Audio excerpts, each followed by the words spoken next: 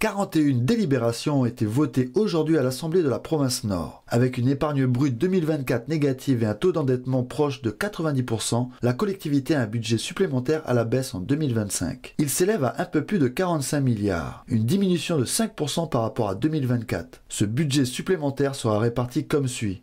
31 milliards en fonctionnement et 14 milliards en investissement. Compte tenu du climat économique et social de 2024, la province Nord a anticipé en réalisant des efforts en amont. On connaît tous la situation de 2024 et on se retrouve aujourd'hui avec l'adoption d'un résultat négatif.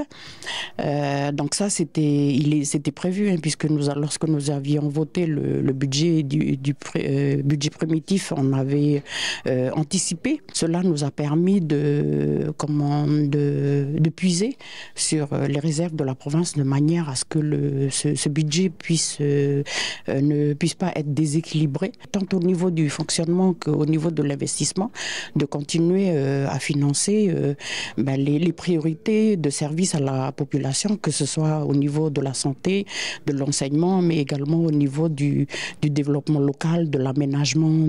On l'a vu aujourd'hui à travers les subventions qui ont été attribuées au niveau de la culture, au niveau de l'aménagement, du développement économique, qu'il faut préserver ce niveau de service à la population. Calédonie Ensemble a présenté ses pistes pour relancer les discussions institutionnelles. Un projet structuré autour du projet VALS et d'une période de stabilisation. L'objectif, parvenir à un accord global 2 mois après l'échec des discussions à Deva. D'abord, intégrer les dimensions de convergence qui ont été trouvées à Deva, mais qui n'ont pas encore été actées, issues des discussions, notamment sur le projet du ministre. Ensuite, ouvrir une période de stabilisation, c'est comme ça qu'on l'appelle, de 10 ou 15 ans, pendant laquelle il faudra non seulement mettre en œuvre ces différents points de convergence institutionnelle, mais également construire et reconstruire la Nouvelle-Calédonie. Pendant cette période, il faudra, avec l'État, c'est ce qu'on demande en tout cas, signer un pacte nickel, un pacte financier, un pacte de grands travaux également, et à l'issue, au bout de cette période de stabilisation, c'est le 3e principe, pendant 1 ou 2 mandats, essayer de trouver ce fameux accord définitif qu'on ne parvient pas à dégager aujourd'hui. Un projet d'avenir partagé, je dirais. Si on parvient à trouver ce projet d'avenir partagé, il n'y aura pas de problème, on pourra le valider, le faire valider bien sûr par les Calédoniens, le faire valider à l'échelle nationale. Si on n'y parvient pas, c'est le 4e principe, à ce moment-là, il faut consulter les Calédoniens. Ce projet sera présenté à Paris le 2 juillet prochain, lors d'une nouvelle rencontre entre les délégations calédoniennes et Emmanuel Macron directement. Calédonie Ensemble espère qu'il servira de socle à un accord durable. Après une nuit à éteindre les flammes qui ont ravagé une nouvelle fois le site de l'usine de la chocolaterie Biscochoc, hier à Ducos, les braises sont encore chaudes. Impossible pour les équipes de se rendre à l'intérieur de ces docks de 3000 m², dont le toit risque de s'effondrer. À l'intérieur se trouvait du matériel entreposé et probablement des déchets industriels.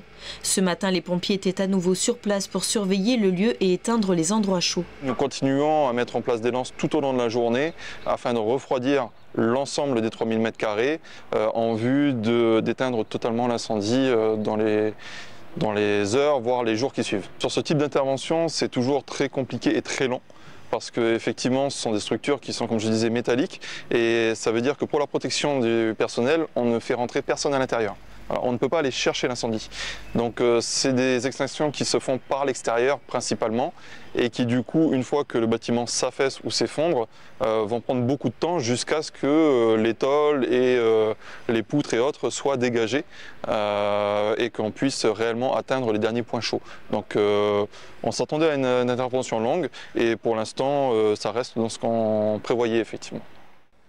Un goût amer pour les équipes de la chocolaterie dont l'usine avait déjà été détruite durant les émeutes du 13 mai. Sur les réseaux, les équipes expriment leur déception mais gardent espoir. Je cite, « Depuis 15 heures, les flammes ravagent à nouveau ce qui fut notre première usine, un nouveau choc, une violence gratuite, un symbole qui part en fumée. Pendant que les pompiers luttent sans relâche, sans doute toute la nuit pour contenir l'incendie, les équipes Bisco, elles, encaissent un coup de plus. Nous ne nous laisserons pas abattre, nous continuerons de construire ensemble pour notre pays. » Selon la police nationale, il s'agirait vraisemblablement d'un incendie volontaire. continues tes recherches? Oui, aujourd'hui je suis venue poursuivre mes recherches. Ok. Bon, merci bien. La route. Oui, merci. Olé, à tout à l'heure. Inaugurée début juin, Daphné est déjà une habituée du nouveau bureau d'information jeunesse de Koné, le BIGE. Un moyen pour elle d'être conseillée et d'avancer sur ses projets. C'est pour faire mes recherches, comme je prépare un concours. Du coup, il faut que je m'informe sur l'actualité du pays. Hier, j'ai travaillé sur la surpopulation carcérale. Aujourd'hui, je travaille sur les violences intrafamiliales.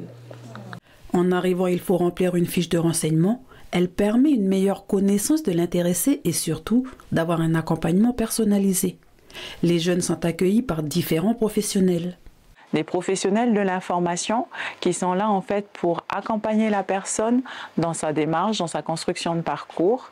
Et on travaille également en relation avec des conseillers en insertion sociale et socio-professionnelle qui sont là pour tout ce qui va être projet à moyen ou long terme concernant les usagers. Le bureau d'information jeunesse, c'est aussi plusieurs espaces dédiés. Une salle de réunion pour accueillir les associations ou autres. 2 salles informatiques, dont une avec un professionnel pour aider en cas de difficulté et l'autre pour les personnes plus à l'aise en informatique. On a beaucoup de personnes aussi qui viennent parce que leur PC a lâché. Des entreprises individuelles, des jeunes entreprises individuelles. Ils n'ont pas forcément le matos, ils attendent de renouveler leur matos. Mais ils viennent et puis ils s'installent, ça leur fait un petit bureau bis. Le BIGE de Koné est situé dans l'enceinte de l'ancien dispensaire et accueille tout type de public, mais plus particulièrement les jeunes entre 16 et 35 ans en recherche d'insertion. Il est ouvert du lundi au jeudi en continu, de 8h à 16h. On commence déjà à installer ça. Abdelkader, le gérant, et Marion, la monitrice, sont encore en phase d'installation que déjà du monde attend pour se renseigner et s'inscrire.